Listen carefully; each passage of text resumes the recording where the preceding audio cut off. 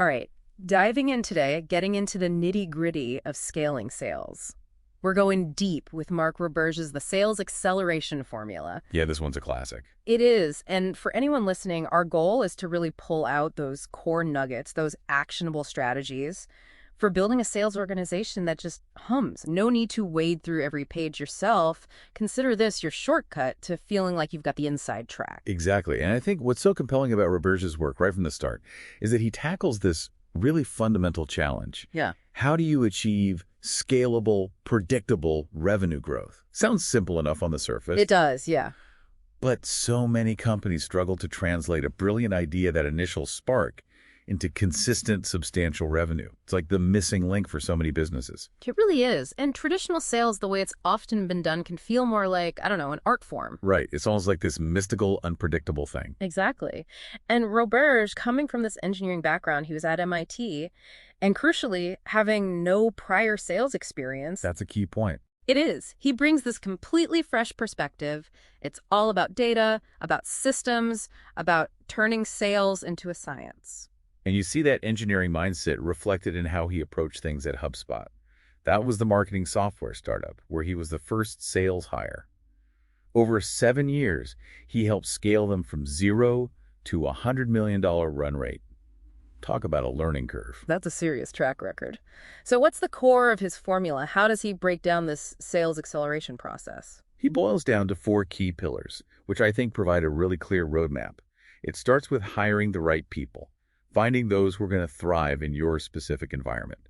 Then it's about equipping them to succeed, giving them the training and tools to perform at their best. From there, it's about guiding their performance, providing effective coaching and management to help them constantly improve. And finally, it's about attracting the right customers, making sure your marketing efforts are bringing in those ideal prospects. Okay, so 4 distinct but interconnected elements. We're not going to cover every single detail of each today, but we're going to dive deep into some of the most crucial aspects, starting with the foundation, sales hiring. And one of the first things Roberge challenges is this idea of a single ideal salesperson. He argues that the perfect sales hire is actually very context dependent. It depends heavily on your specific buyer context. And that makes so much sense when you think about it. Someone who excels at those quick, transactional sales might really struggle in a complex sales environment where it's all about building long-term relationships. And vice versa, of course. Exactly. And it's the same thing when you're selling a well-established product versus, let's say, evangelizing a brand new concept.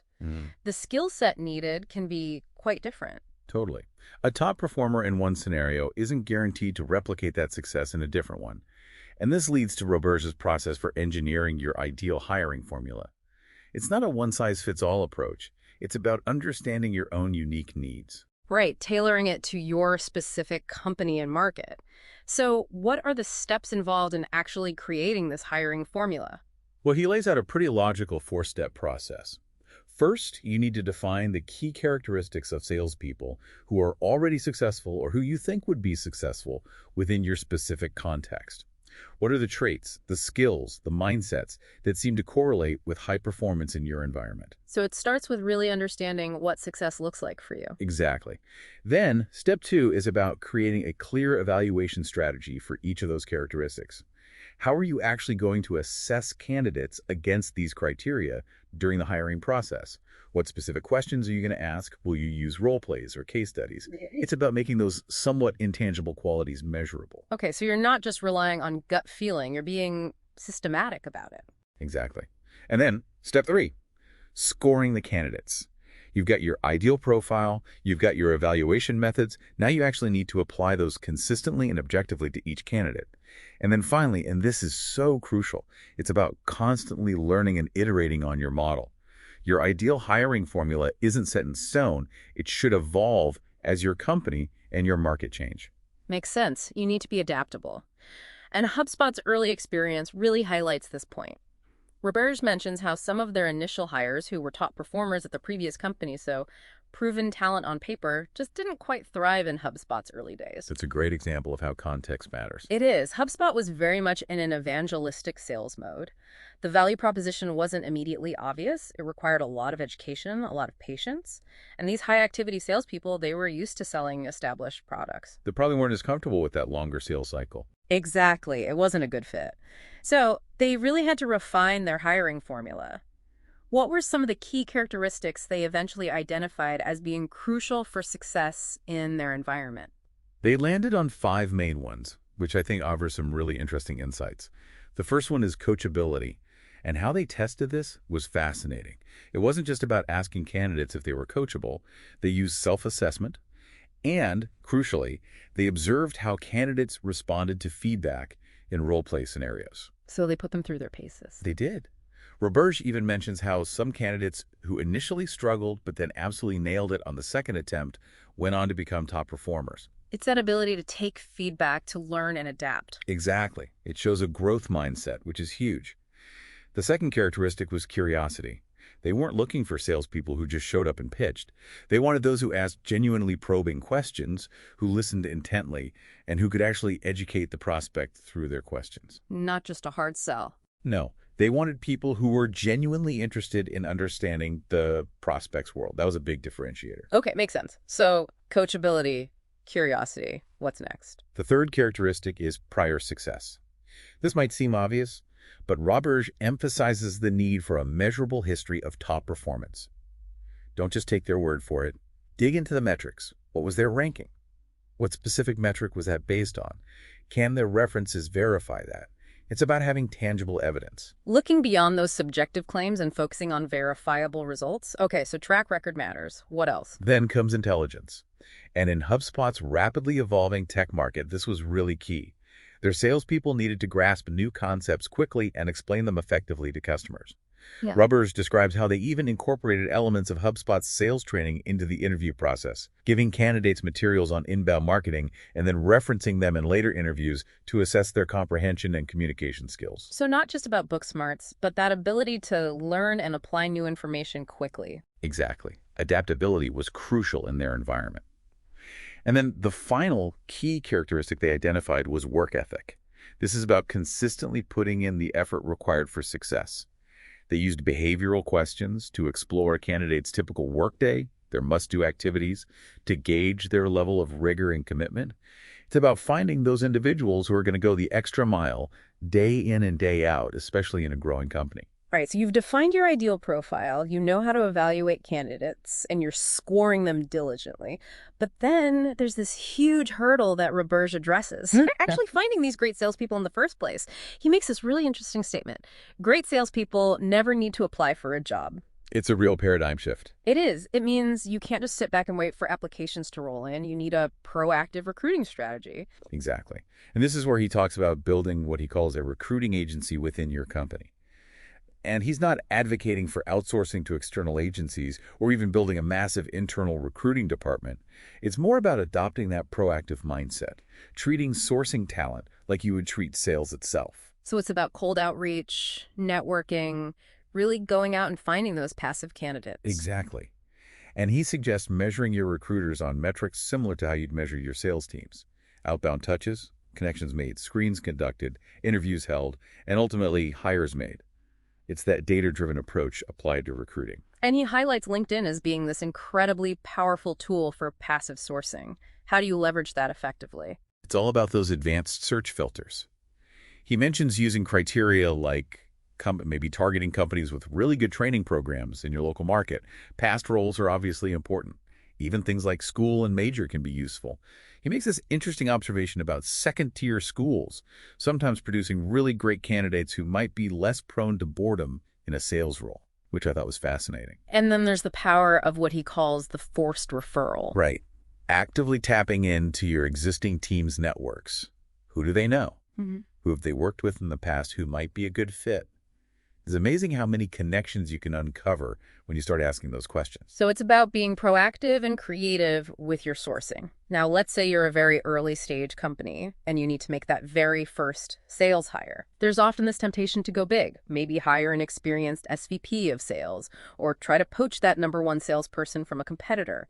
But Roberge actually recommends what he calls the entrepreneur. What's the thinking behind that? It's interesting, isn't it? Because you'd think you'd want that seasoned experience right out of the gate. You would, yeah. But Roberge argues that at that early stage, the most critical value isn't necessarily about just bringing in those initial customers or generating immediate revenue. It's about accelerating the company towards product market fit. It's more about that foundational work. Exactly. An experienced VP of sales, they might be more focused on scaling an existing model. Hmm. But the entrepreneur type of salesperson, they're more likely to be focused on understanding customer challenges, providing feedback to the product team, and really helping to refine the offering to truly meet market needs. Hmm. They're not just selling, they're actively contributing to shaping the product's direction. It's a more hands-on, iterative approach. Exactly. And I think that can be so crucial in those early stages. Okay, so you've nailed your hiring formula, you're sourcing great talent. What's the next piece of the puzzle? That's where the sales training formula comes in. And right away, Roberge points out this really common, but in his view, flawed strategy. Yeah. The ride-along. Just having new hires shadow top performers. Yes, exactly. Why is he against that? Well, his main concern is the lack of scalability and predictability. Every top salesperson has their own unique strengths, what he calls their superpower. Maybe Betty is fantastic at building rapport, while Bob is a high-activity machine. If a new hire just shadows Betty, they might incorrectly assume that success is solely about charm and relationship building, even if that's not their natural strength. And they might neglect other crucial skills. Right. And conversely, shadowing Bob might lead them to believe that high volume is the only key. It's not a standardized or easily replicable method for ensuring everyone learns those foundational skills. Makes sense. So if ride-alongs aren't the answer for scalable training, what is? Roberge emphasizes the importance of defining your sales methodology. This becomes the foundation of your training program. And what does that entail? How do you define that methodology? He breaks it down into 3 core elements. First, you need to clearly define the buyer journey, the general steps a company goes through when purchasing your type of product or service. Then you've got the sales process. These are the specific stages your salespeople follow, and ideally these stages are aligned with that buyer's journey. And those stages should be what he calls inspectable, meaning it's crystal clear to both the salesperson and the manager exactly what needs to happen to move an opportunity from one stage to the next.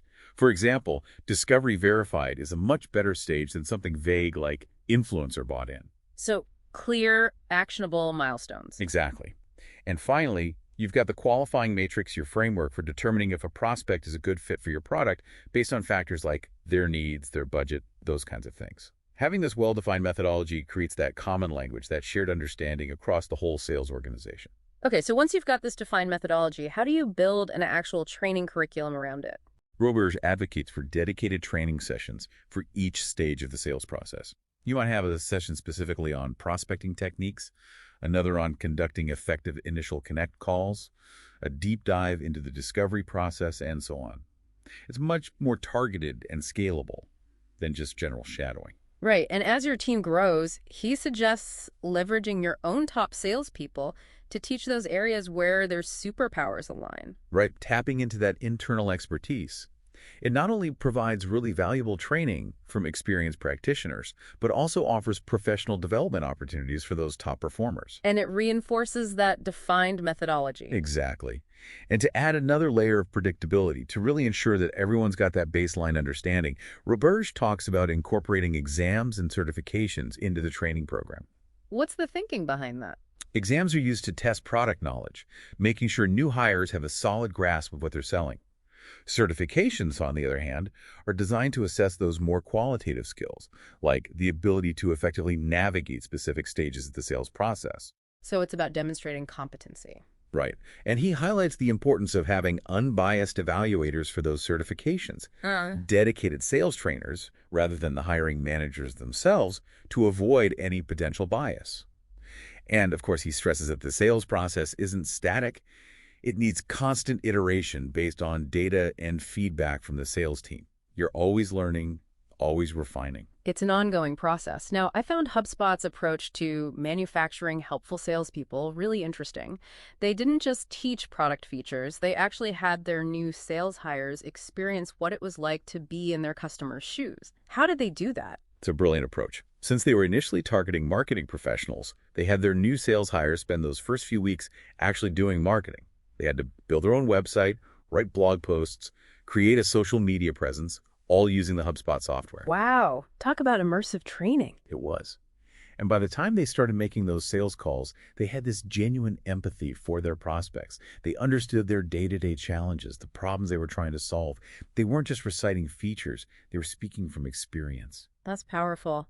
And this tied into encouraging those salespeople to build their own personal brand on social media? Exactly. It wasn't just about the company's presence. It was about individuals becoming thought leaders in their space. They were encouraged to engage on platforms like Twitter, share relevant content, offer help to prospects. The idea was to shift away from those purely interruptive prospecting methods and move towards salespeople becoming trusted advisors, valuable resources for their potential customers. And Roberge argues that the rewards of building that kind of online presence, attracting prospects who are already engaged with your insights, are far greater than traditional cold outreach in the long run. It's about adding value, becoming a go-to resource. Okay, so we've covered finding the right people, training them effectively. Now let's talk about the crucial role of sales management. And Roberge emphasizes this shift towards what he calls metrics-driven sales coaching. How does that work in practice? He positions effective coaching as the single biggest driver of sales productivity, but he also cautions against overwhelming salespeople with too much feedback all at once. The key is to identify the one skill that, if improved, would have the biggest impact on that individual salesperson's performance, and then focus your coaching efforts there. It's about targeted development. Quality over quantity when it comes to feedback. Exactly. And to really make this a reality, he talks about building a coaching culture across all levels of management. It starts with reinforcing that vision that managers are primarily coaches, that developing their team is a core part of their role. And he suggests using those regular one-on-one meetings not just for updates, but to proactively schedule follow-up coaching sessions that are specifically focused on those identified areas for development. So it's not just reactive, it's planned and prioritized. It's about making development a consistent part of the process. And how do you actually use metrics to diagnose those areas for improvement? A simple starting point is looking at your basic sales funnel. Leads created, leads worked, demos delivered, customers closed. By comparing those conversion rates at each stage for different salespeople, you can quickly identify where those bottlenecks are for each individual. For example, if someone is working plenty of leads but has a low demo rate, it signals a potential issue with their initial outreach. Maybe their connect calls aren't compelling enough. And then there's that peeling back the onion concept. Right. You dig deeper. For that salesperson with the low demo rate, you might then look at their leads work to connects ratio versus their connects to demos booked ratio. Yeah. If they're struggling to even get people on the phone, it might be an issue with their prospecting frequency or the personalization of their outreach. But if they're connecting with people but not picking demos, then you might need to actually listen to some of their calls and understand why they're not able to generate that interest. Okay, so it's about really pinpointing the root cause of the problem. Now, another powerful tool in a sales manager's toolkit is the compensation plan. Roberge talks about how it can be strategically designed to motivate the right behaviors. He even shares how HubSpot's compensation plans evolved as the business grew. And that evolution is a great lesson in itself. They initially had a plan that was heavily focused on acquiring new customers. But then, as they grew, they realized the importance of retention. So they introduced what they called a customer success plan that tied a portion of compensation to reducing churn. Interesting. So it wasn't just about bringing in new business. It was about keeping those customers happy. Exactly. And later on, they moved to a customer commitment plan, which incentivized salespeople to secure longer-term agreements, reflecting their focus on building those more sustainable relationships. The key takeaway here is that your compensation plan should adapt as your business priorities change. It's not set in stone. Right. And he outlines some key principles for designing effective compensation plans. Simple, aligned, and immediate. Simple means it's easy for salespeople to understand how they earn money. Aligned means it incentivizes the specific behaviors you want to see. And immediate means they see the impact of their performance relatively quickly. So clear, motivating, and responsive. He also emphasizes the importance of involving the sales team in the design of these plans. Absolutely. It's about fostering buy-in, making sure that people feel like they've been heard and that the plan is fair and achievable. He talks about holding town meetings to gather feedback and brainstorm ideas. That sense of ownership can make a huge difference in how motivated people are to achieve the plan's goals. It's about collaboration, not just dictation. And finally, in the realm of sales management, Roberge discusses the strategic use of sales contests. Yeah, he calls them Robin to the compensation plan's Batman. So what's their specific role? They're great for those short-term behavior changes. Maybe you want to drive adoption of a new tool or focus on a particular product line. Contests can be a really effective way to do that. They're also great for team building. He strongly advocates for team-based contests over individual ones to avoid that unhealthy internal competition. Yeah. And of course, they can inject some fun and energy into the daily routine. But he stresses the importance of aligning them with those specific desired behaviors and keeping the time frame relatively short, monthly, weekly, something like that, to maintain that engagement and provide frequent updates daily, ideally so everyone knows where they stand. And it sounds like he's learned some interesting lessons from running contests himself. Yeah. He tells this funny story about the worst forecasting contest ever run. It was supposed to encourage more accurate forecasting, but it actually resulted in a negative score. A negative score? How's that even possible? It turned out that everyone was so over-optimistic in their forecasts that their collective prediction was way off. But, it highlighted this tendency within the team, and it led to some really valuable conversations and improvements in their forecasting process. Sometimes you learn the most from those unexpected outcomes. Okay, so we've covered hiring, training, management. Now, the fourth key element in Roberge's formula is demand generation. And this is where he talks about flipping the formula, shifting the focus from outbound to inbound marketing. Why is this such a crucial shift? It really comes down to how buyers behave today. The internet has changed everything. Think about it. You can research products and services extensively online, compare prices, read reviews, all without ever needing to interact with a salesperson in those initial stages. Buyers are so much more informed than they used to be. Exactly.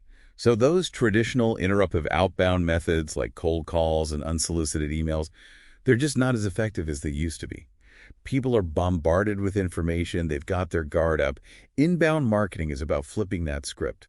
It's about creating valuable content and participating in those online conversations where your target audience is already actively seeking information so they find you when they're ready. It's about attracting them with value rather than interrupting them with a pitch. So what kind of content are we talking about here? It could be anything that genuinely helps your target audience.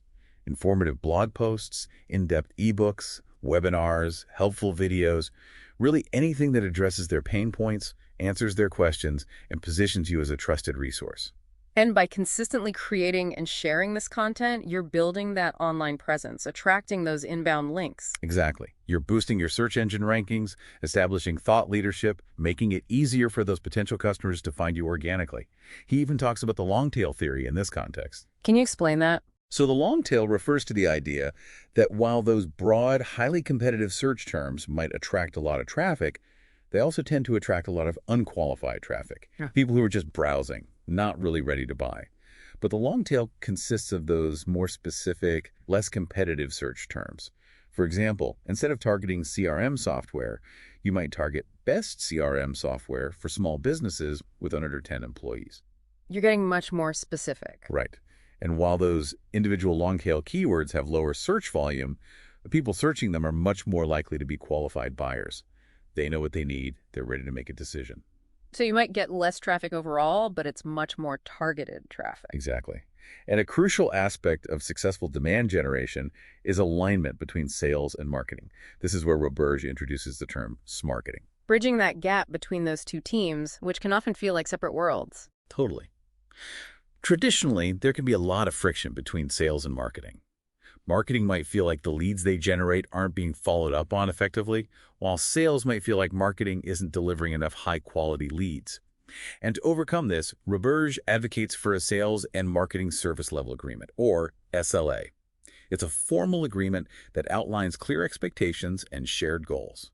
Okay, so what are the key components of this smarketing SLA? It defines exactly when a lead is considered qualified enough to be passed over to sales. This is often based on what they call the buyer matrix. So things like what kind of company they are, their specific needs, what stage they're at in their buying process. For example, a lead from a mid-sized company in the evaluation stage who's been actively engaging with your content might be deemed sales qualified. And the marketing SLA also sets those measurable goals for the marketing team. How many of those qualified leads are they expected to deliver? Exactly. Yeah. But it's a two-way street. The sales SLA outlines the expected behaviors from the sales team once they receive those leads. Things like the time frame for initial contact, the number of follow-up attempts. It ensures that those qualified leads aren't just sitting there, that they're being worked effectively. So both sides have clear responsibilities, and to really keep everyone accountable, Roberge emphasizes the importance of daily reporting on that marketing SLA. Yeah, that daily cadence is so crucial. It keeps both teams constantly aware of how they're performing against those goals. And it allows you to identify any issues or shortfalls really quickly and take corrective action in near real time. You're constantly optimizing the process. So to bring it all together for everyone listening, what are those core takeaways from Mark Roberge's sales acceleration formula?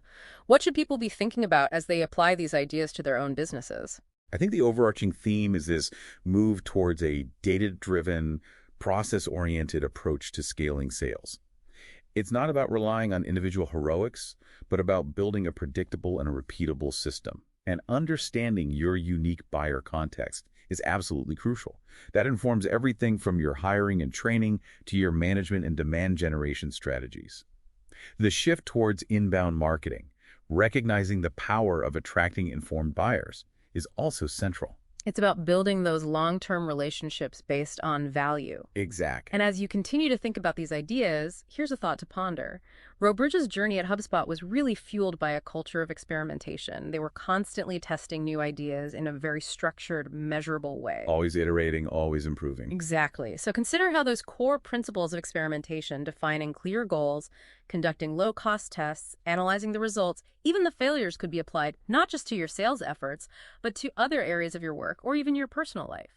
What small experiment could you run in the coming weeks? That's a great challenge. It is. And if any of the ideas we've discussed today spark a particular interest, maybe you want to refine your hiring process, rethink your training, explore inbound marketing, or really understand that Smarketing SLA, we encourage you to dig deeper. Roberge's book is a fantastic resource. It really is. It's packed with insights. It is. And the concepts we've covered today are really just starting points for building that more informed, more strategic, and ultimately more successful approach to growth. Couldn't have said it better myself. Thanks for taking this deep dive with us. Absolutely. Thanks for listening, everyone.